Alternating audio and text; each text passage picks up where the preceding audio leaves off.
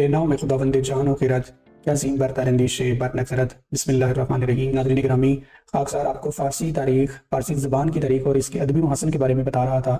اس سلسلے میں جو دوسرا دور شروع ہوتا ہے وہ دور 600 قبل مسیح سے شروع ہوتا ہے، جب ایک نئے سلسلے کی بنیاد رکھی جاتی ہے اور اسے سلسلے ہخامنشیان کا نام دیا جاتا ہے۔ اس سلسلے کو آپ اپنی اسکرین پر یلو کلر میں دیکھ سکتے ہیں کہ اتنی بڑی ایران کی اس وقت سلطنت تھی جس کو سلطنت مادھا بھی کہتے ہیں، اور پھر یہ ہخامنشیان سلسلہ اس سے بنتا ہے اور ہخامنشیان ڈائنسٹی قرار دی جاتی ہے۔ آپ اپنی اسکرین کے اوپر دیکھ سکتے ہیں کہ جو سبز رنگ ہمارے سامنے ہے، یہ ایریا اس وقت ایران کا ایریا تھا۔ ایک بہت ہی بڑا بادشاہ جس کو کوروش فارسی میں کہا جاتا ہے، فارسی میں اس کا نام کوروش ہے، اردو میں کورس ہے، انگلش میں سائرس ہے اور عربی نام اس کا ذوالقرنین ہے، اس سلسلے کی بنیاد رکھتا ہے۔ اور اس طرح یہ دوسرا دور شروع ہوتا ہے اور ایک نیا تمدن جنم لیتا ہے۔ تو نئے تمدن، نئے دور کے ساتھ نئی زبان ہمارے سامنے آتی ہے۔ جو زبان شناسان ہیں وہ زبان پہ تحقیق کرتے ہیں اور مختلف زبانیں اس دور میں بولی جاتی رہیں۔ مختلف زبان شناسانوں نے جو تحقیق کی ہے اس میں مختلف زبانیں بتاتے ہیں کہ جو بولی جاتی ہیں۔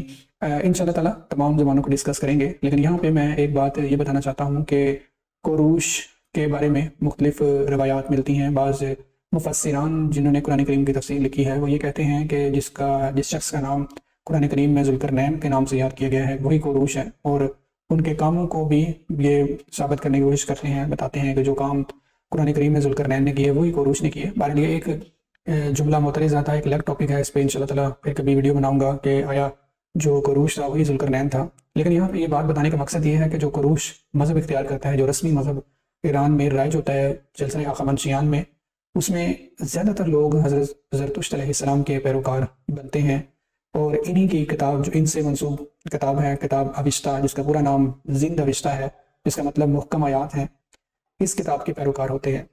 تو جو زند اوشتا ہے اس کا مطلب یہ ہے کہ اس میں حمد و ثنا، جو خدا تعالیٰ کے حمد و ثنا کے ترانے اس میں لکھے گئے ہیں، اور جو کہا جاتا ہے کہ جو زبان بولی جاتی تھی وہ زبان بھی زبان اوشتا تھی۔ ایک زبان اوشتا کے نام سے یاد کی جاتی ہے، اور زبان اوشتا کا جو حضرت زرتشت علیہ السلام ہیں ان کا جو منشور تھا وہی منشور کوروش کا بھی تھا۔ وہ کہتے ہیں کہ گفتار نیک، کردار نیک، پندار نیک، یہ انسان اگر اختیار کر لے تو ایک انسان کامل بن جاتا ہے۔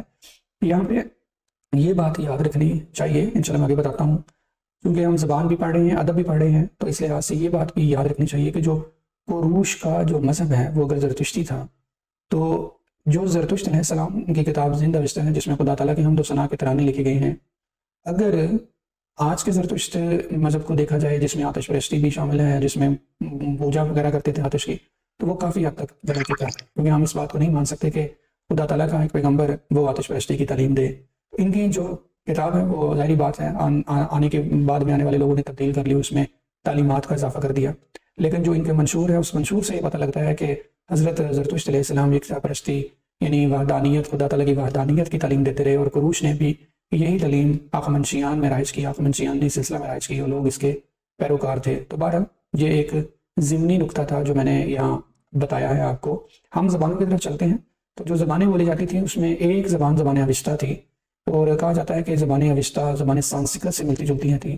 آپ اپنی اسکرین پر ایک زبان لکھی ہوئی دیکھ سکتے ہیں، اس زبان کو زبان اوشتا اور زبان سانسکرت سے چونکہ ملتی جلتی ہے تو زبان سانسکرت بھی اسی طرح ہے لکھی جاتی ہے، جیسے میں نے پہلے بتایا تھا کہ زبان سانسکرت جو ہے وہ بھی انڈو ایرانک، ہندو اروپائی اور انڈو یورپین لینگویج کے سے نکلی ہوئی زبان ہے۔ تو زبان اوشتا کو زبان سانسکرت سے قریب ترین کہا جاتا ہے۔ اچھا، یہاں پہ ایک چیز بیان کرنا ضروری سمجھتا ہوں، اور وہ یہ ہے کہ جو کوروش نے پہلا انسانی حقوق کا ایک آئین بیان کیا جو لکھا، اور پھر یہ حقوق جو ہے مختلف صفحات پر کندہ کر کے مختلف علاقوں میں بھی بچوایا گیا۔ تو اس جو منشور ہے، یہ تختی اپنی اسکرین پر دیکھ سکتے ہیں، اس ٹائم لندن کے میوزیم میں یہ موجود ہے۔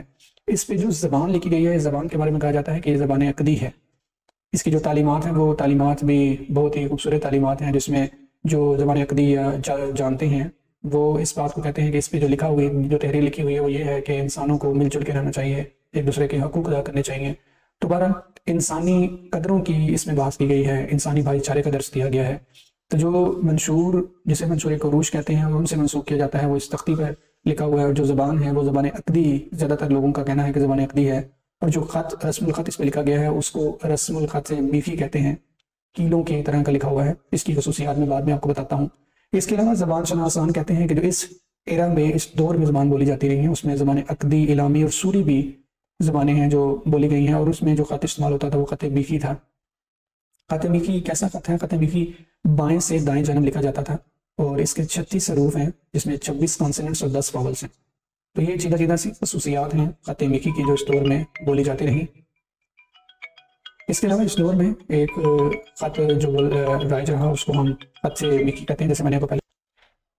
تو یہ آپ اپنی اسکرین پر خط میخی لکھا ہوا دیکھ سکتے ہیں۔ یہ خط میخی کچھ اس طرح سے لکھا جاتا تھا، اور یہ زبان اوسطی جس کا میں نے ذکر کیا وہ اس کا ایک ورک ہمارے سامنے موجود ہے۔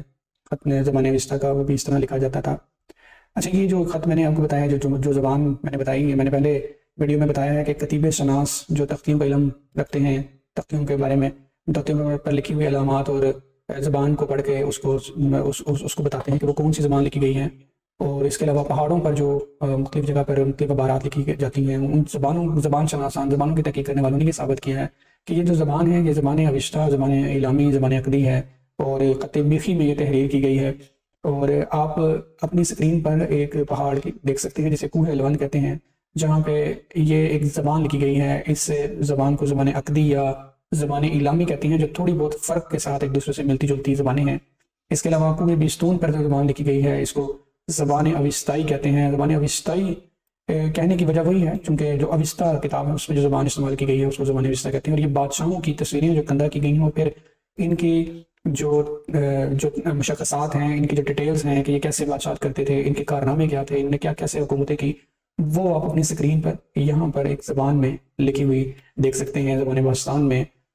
پھر اسی طرح یہ لخمے یا خمنشیان ہیں۔ خمنشیان بادشاہوں کی قبریں ہیں جو پہاڑ میں کھود کے بنا دی جاتی تھی، اور پھر بادشاہ کی تصویر اور پھر اس کے کارنامے اور اس کے کاموں کی تفصیل یہاں پر لکھ دی جاتی تھی تاکہ بعد میں یاد رکھے جائیں۔ تو یہ لخمے یا خمنشیان ہے، اس پہ بھی جو زبان لکھی گئی ہے اسی زبان باستان، زبان فارسی باستان، یہ اور اس میں سے نکلنے والی شاخ زبان اعلامی یا عقدی زبان یہاں پہ ہمیں ملتی ہے، جو خط میخی میں بولی جاتی تھی، لکھی جاتی تھی، تحریر کی جاتی تھی۔